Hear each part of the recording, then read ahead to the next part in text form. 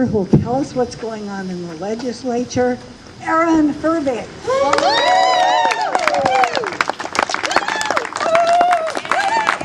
Thank you. It's so nice to see all of you. I feel like I haven't seen a lot of you very much this summer, so I hope everyone's been having a great time, and I want to commend you on being out here. It's really the most important thing I think about government and politics is that people remain educated and involved. So a round of applause to all of you. And I'm so happy that I was asked to be here today. In the legislature, I'm in my first term. I serve on the Labor, Commerce, Research, and Economic Development Committee. I got into this because I'm a young Mainer and I see too many people my age leaving. And like so many things in Augusta, I'm often, why are we talking about this? Why are we spending our money on this? Why aren't we talking about jobs and creating jobs? Why are we continuing to feed our addiction on oil? Let's be honest, that's what this war is about. So I want to talk about I've heard something like $5 billion in Maine goes out to, leaves the state of Maine each year to pay for oil. Businesses complain about how expensive it is for the future of our economy. We need to end our dependency on oil. We need to get our troops home, and we need to start talking about job creation. So thank you.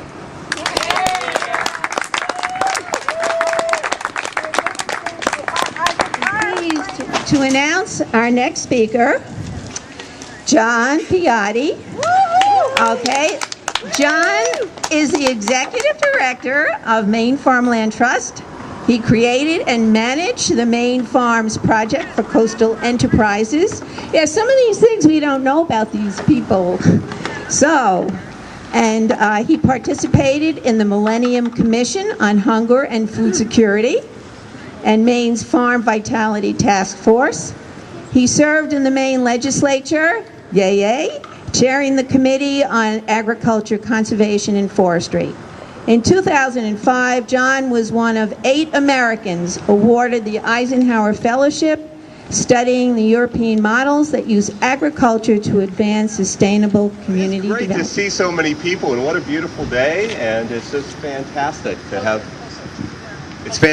people pulled together about some of these exciting things. It's as Erin said, democracy is all about organizing people, bringing people together to create the change that this country needs.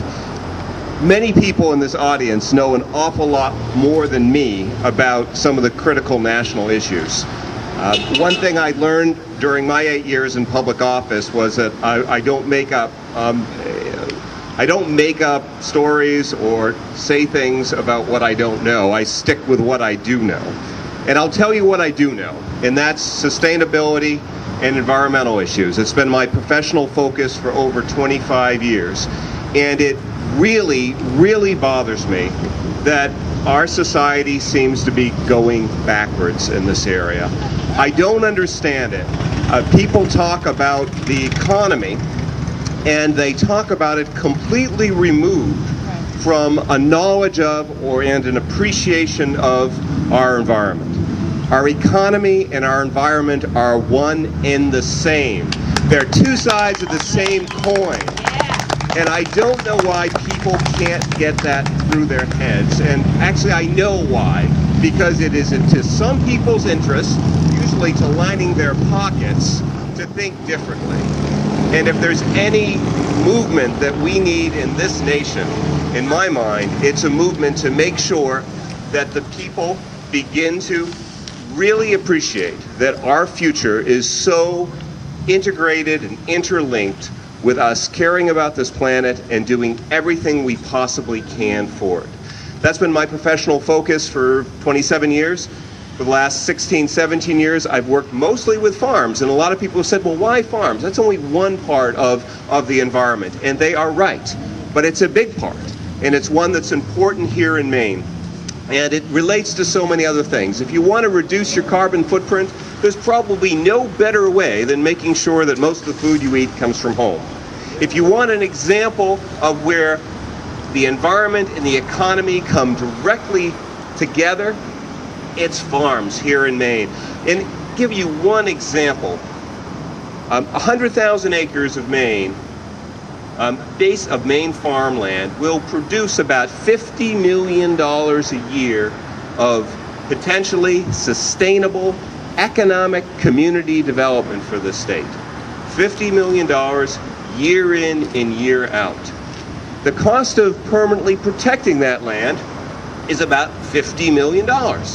So I ask you, why is it tough to have the political will to make sure that that land is available for the future? Because if we did preserve it, we would have an economic engine that could serve ourselves, serve our communities on a permanent basis, perpetual basis, year in and year out. But so many political and economic decisions are made based on a short-sighted, narrow view of the world. And in my mind, the primary goal that we need to set is to get people to open their minds to thinking a little bit more broadly, recognizing that the environment and the economy are one and the same, and putting people and this planet first, and other things will take care of themselves. So that's my little message for you. I think I'm preaching to the choir, but I really, really appreciate people coming out and stepping out for these causes. Thank you so much.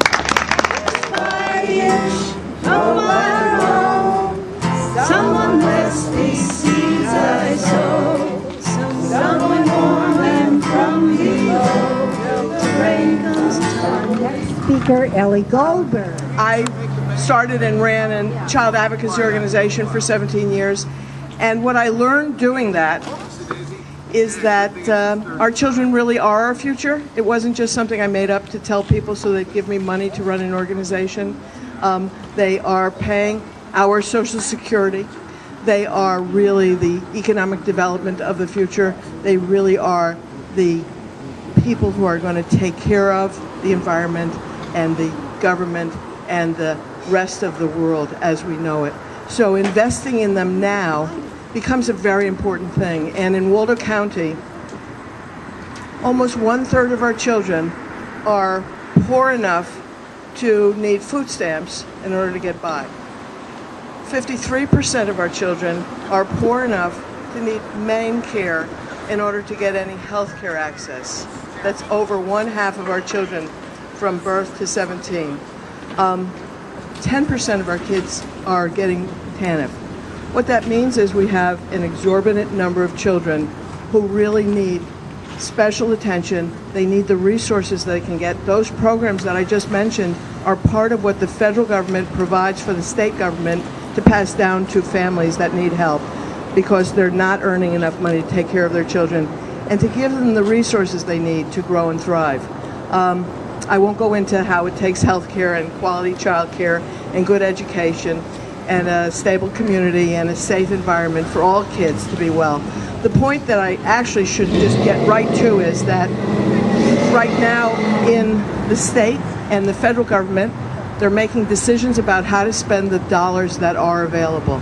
And they're making those decisions on the federal government on the basis that we are spending something like 40%, something like the daily budget is 40% over what we actually take in. So we're operating in a 40% deficit mode, which means that in the next several months, the Congress is going to have a resolution that will either pass or fail to cut more spending. And more spending will come out of Medicare, Medicaid, and Social Security, as well as some other programs that really help young children. What I'm getting at is that the war dollars are $2 billion a day. They provide a substantial percentage of the deficit that we are already having. And if we bring our war dollars home, then we no longer have to be talking about cutting a substantial amount of funds that go to discretionary programs that support poor families. And specifically, I'm concerned with poor children. Not that poor adults aren't needy as well, but for the children, we are really truly making a bad investment in our future if we don't take care of our kids and make sure they grow up to be as well as they can. Thank you. Campaign and help to pass a Bring Our War Dollars Home resolution in his hometown of Deer Isle. Thank you, God, wherever you are. And Veterans for Peace. Thanks, Phyllis. Thank you all. I've been cowed by those who have preceded me here. I've got, as you see, sheaths of paper here to read from. I can't speak without notes, so you'll have to bear with me. I don't think you want me to speak without them anyway. I'm really grateful for this occasion, and I'll tell you why. I've been a committed activist. I'm really a piker compared to those who have preceded me here, and compared to many of you here. I've only been a committed activist since sometime before 9/11, but a very committed activist since then. And in fact, I guess I could quite legitimately say that it's virtually taken over my life since 9/11. So I can complain as well as boast about being so committed that it's become a bit of a burden. I think many of you can relate to that. The struggles we are aligned against are really many and monumental. And our involvement demands that we pay close attention. And of course, along with that, along with our education comes considerable despair. And so we really do need each other, and we need to make our fellow citizens more aware, and we need to find the message that will create the one big movement. As Phyllis has indicated, my piece has been militarism that I've been working against for several years now. And with regards to that, I want to quote to you something from Paul Krugman, a Nobel laureate, at his blog. Recently he wrote that since the period since 9/11 has been years of shame for America. Now, Krugman did not elaborate on the substantial body of evidence that corroborates this notion, but he did say, quote, fake heroes like Rudy Giuliani and yes, George W. Bush raced to cash in on the horror of 9/11. And then the attack was used to justify an unrelated war that the neocons wanted to fight. For this, he was roundly bashed. Now, the litany of sins that we all here might agree that established the body of evidence that Krugman might have cited would include things like no weapons of mass destruction, Abu Ghraib, Guantanamo, extrajudicial assassinations, indefinite detention without habeas corpus, unauthorized domestic wiretapping, the arrest of innocent Muslims, the disgusting travesty of the treatment of John Walker Lind, a nightmare that continues today, extraordinary renditions, private security contractors, and the privatization of wars in general, no bid contracts to the likes of Blackwater, the pallet loads of dollars that have gone missing in Afghanistan and Iraq, and the lack of any kind of fiscal accountability or moral accountability for that matter, drone strikes, wars in Iraq, wars in Afghanistan, wars in Pakistan, wars in Libya, and the notion of a global war on terror. Now that's probably just a very abbreviated list of some of the sins that Krugman might have been speaking to. What fuels my despair is that when we share these things with our fellow citizens in general, we will be met with perhaps derision and certainly dismissal. And we might even be labeled unpatriotic. Frankly, I don't have a problem with being labeled unpatriotic. In writing about this extraordinary land of denial in which we live, the author William Bloom, who wrote Killing Democracy and Freeing the World to Death, coined the term radical innocence. Radical innocence. This, he wrote, is the widely held belief, at least in the United States, that the United States is the most peace-loving of nations that goes to war only when the aggressive irrationalities of other countries or other peoples have left them no choice, and then only in a uniquely altruistic, humane fashion. Unquote.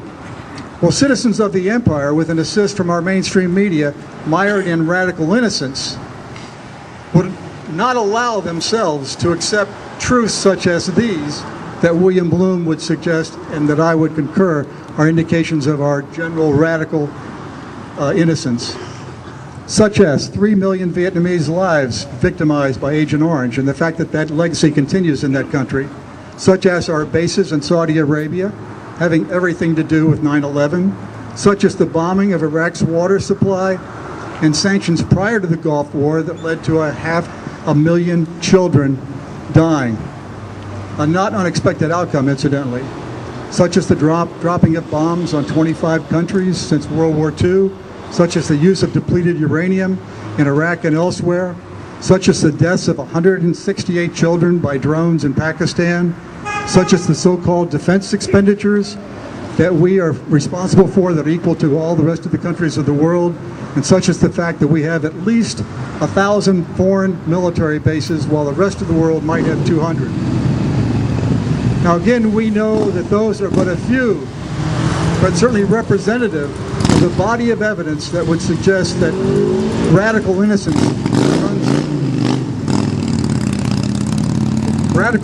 runs rampant in our country. I think if we were more honest about it, we would admit to those as being instances of crimes against humanity. And indeed, if we cling to those assertions of American exceptionalism, we are also guilty of radical innocence. I deliberated at considerable length about what I was next going to say and finally concluded that this also is about radical innocence. I'm asked occasionally when people hear me speak, as I have just now, well, don't you support the troops? Well, fact is, I don't. Jesse Richards, who has a website called tvnewslies.org, wrote, "There is no honor in volunteering to go anywhere in the world and kill anybody you are told to, without question, without historical background, and without verifying the stated reasons for doing so," unquote. Well, those of us here who are in my age bracket, and there are a few, know that lies and deceit and subterfuge have taken us to war time and time again. At some point in life, there has to be accountability. Duped.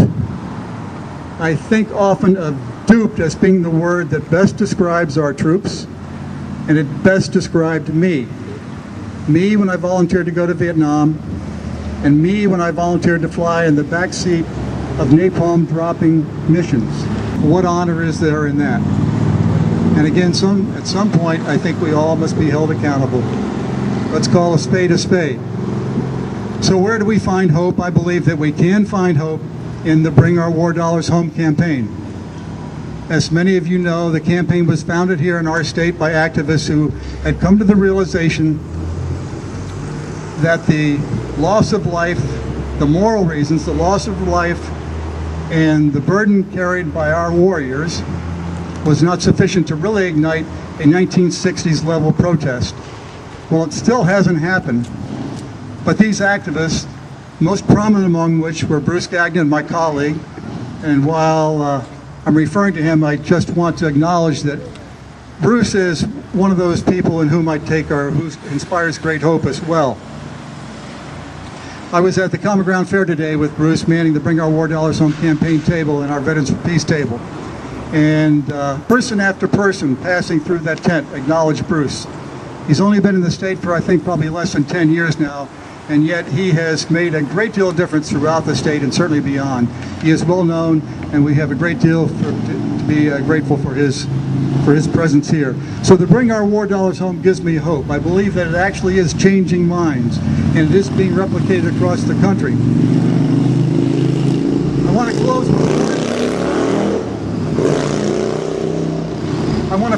to close with one more hopeful development. Last week, as you all know, Don't Ask, Don't Tell was repealed. Placed in the context of change in our lifetimes, I believe this is truly historical and truly remarkable. When I was a Naval Academy midshipman in the early 60s, there were no gays at the Naval Academy, and there were no gays in the service. And we all know why.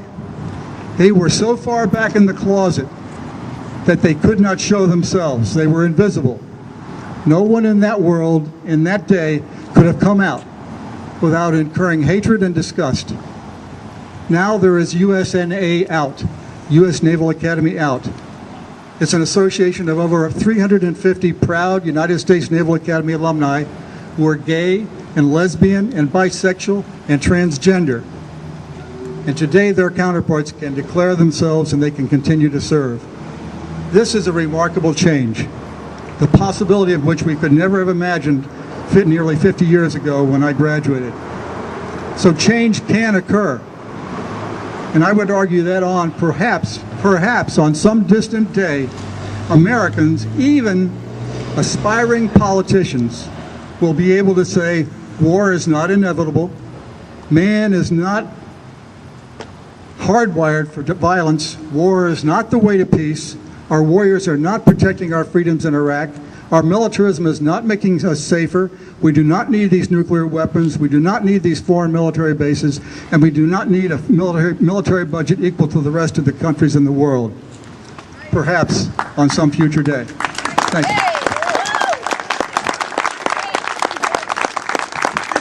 Before Phyllis introduces Bruce, I'd just like our Veterans for Peace to wave a hand. Yay!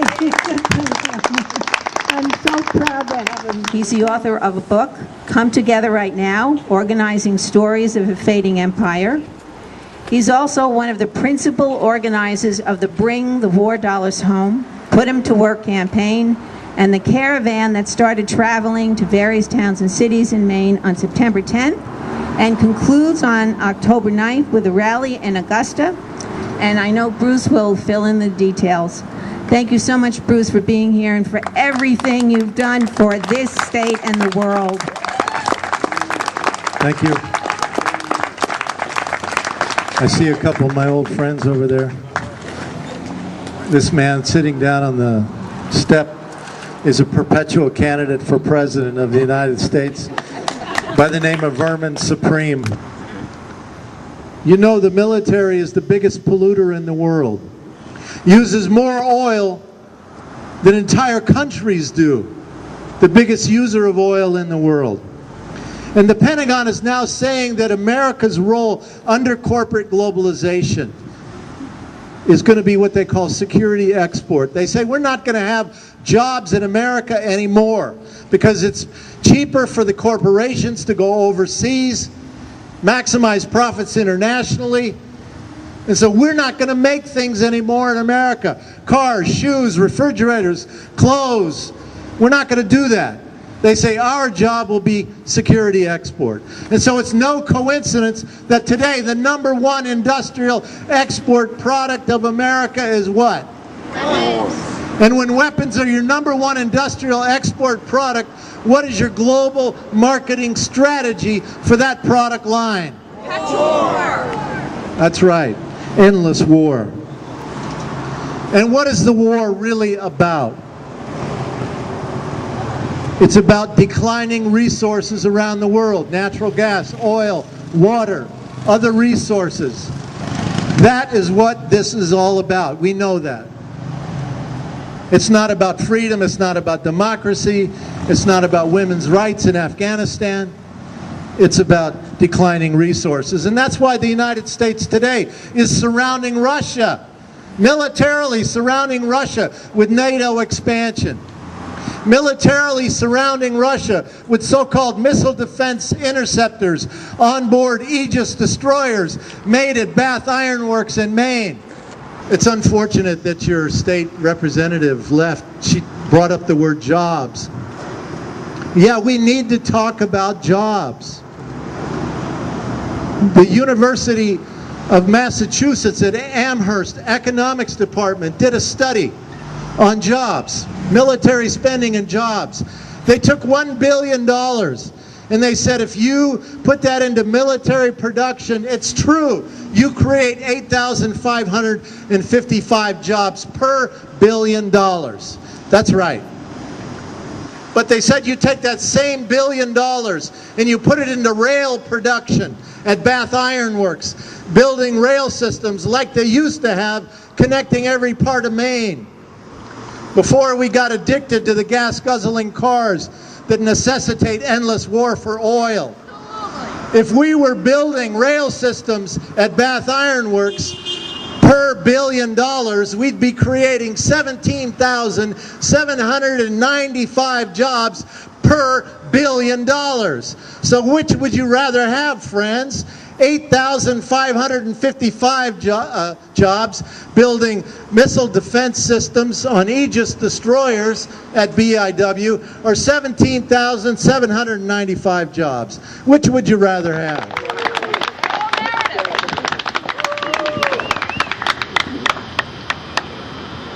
This poem is dedicated to a young woman in Bahrain. The name of this poem is For the Long Haul, or Some Days Are Better Than Others. We know the edge of winter, the folding in that comes, early nights, a distant sun, relish it even, time to reclaim ourselves, to remember who we are, to dig in.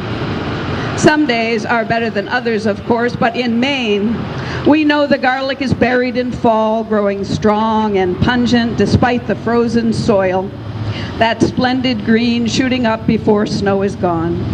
We know how to hold our ground.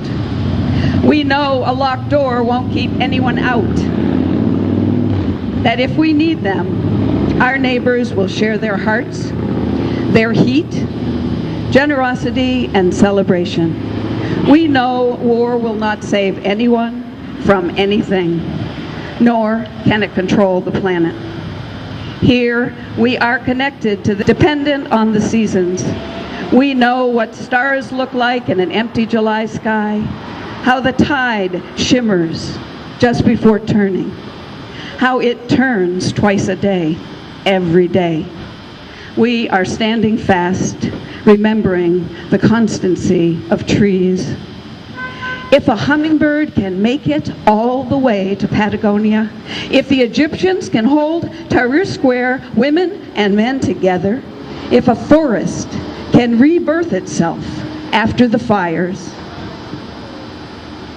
if the Japanese can truly ban nuclear power, if workers in Tunis, Cairo, Madison, LA demand social justice on the same day, if the women who were raped in Congo can name their new home the City of Joy, if a poem is written on any prison wall, if apartheid can fall without a bloodbath, if the monarch butterfly can fly from Maine to Mexico, if gay marriage is legal anywhere at all, if a child is born, anything can happen. Remember, we are all in it, blessedly, for the long haul. 2, 3, 4. Solidarity forever.